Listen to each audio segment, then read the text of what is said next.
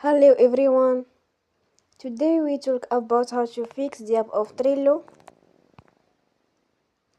We will go to settings. Then we click on apps.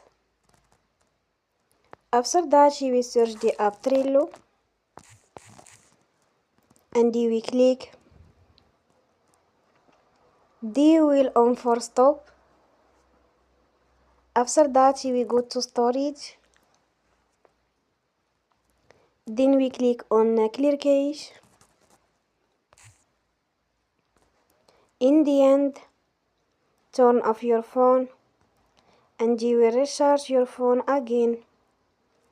Don't forget to support us by like and subscribe. See you next time and thank you for watching.